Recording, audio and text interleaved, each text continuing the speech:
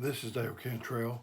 I just wanted to make a video for you today. I'm going to be in the third chapter of Matthew. I'm going to start with the first verse,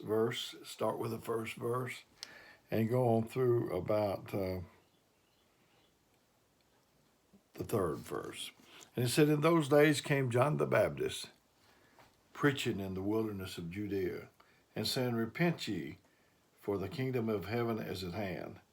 For this is he that was spoken by the prophet Isaiah, saying, The voice of one crying in the wilderness, Prepare ye the way of the Lord, and make his path straight." That seemed like the only sermon that John had was repent, for the kingdom of heaven is at hand. Noah, he said it's going to rain. Day after day after day, he told the people it was going to rain.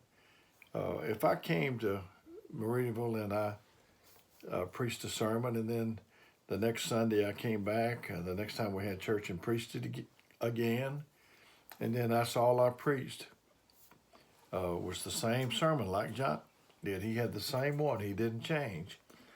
And I imagine the people at Marietteville, maybe they wouldn't ever tell me, but they would be thinking, Brother Dale, I sure hope you would preach something else today.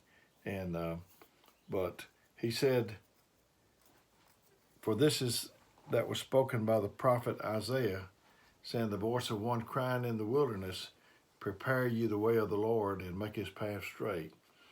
The voice. What are you using your voice for? Are you using your voice for encouragement? He was using his voice to warn people. What are you using your voice for? To encourage or discourage?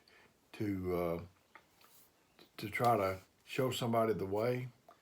I know that, let me read just another verse or so in Isaiah. He said, Cry aloud, spare not. Lift up thy voice like a trumpet, and show my people their transgression, and the house of Jacob their sins. If we withhold our voice and don't warn people and tell them, it won't be good. I know there's children, they need to hear a voice of encouragement. All they hear is downgrading and somebody belittling them.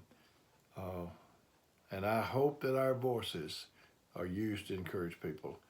I thought about the voice of the GPS. I have on my GPS, I don't know where I'm going. I listen for that voice. I want to hear that voice. When I go very long and not hear that voice, I begin to wonder if I'm going the right direction. And every now and then, the voice will come on and it'll say,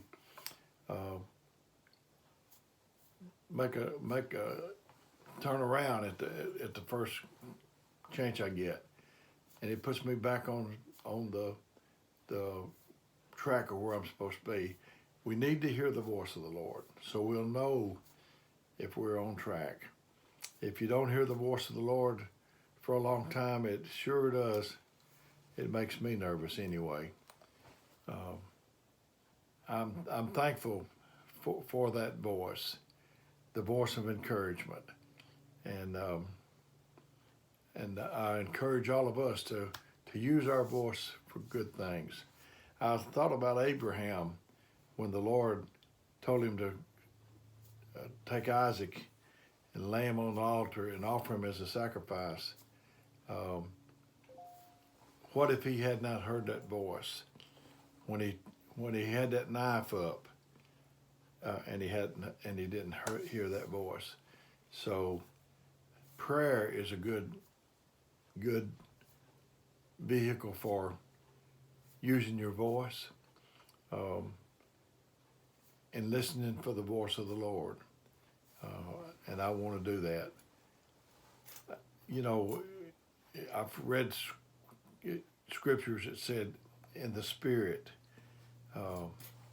you can, if you see a car go by, you're not going to get to your destination.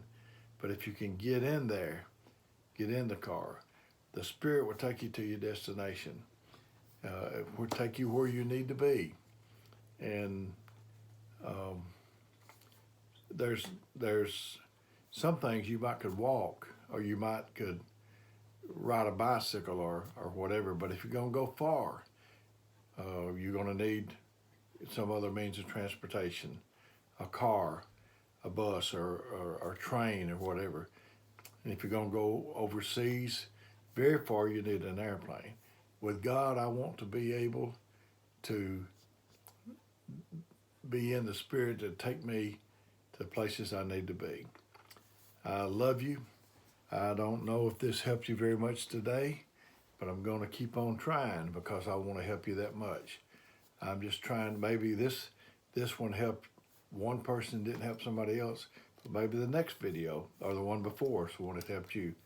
But I want to help you in these trying times, and may the Lord bless you until we see each other again.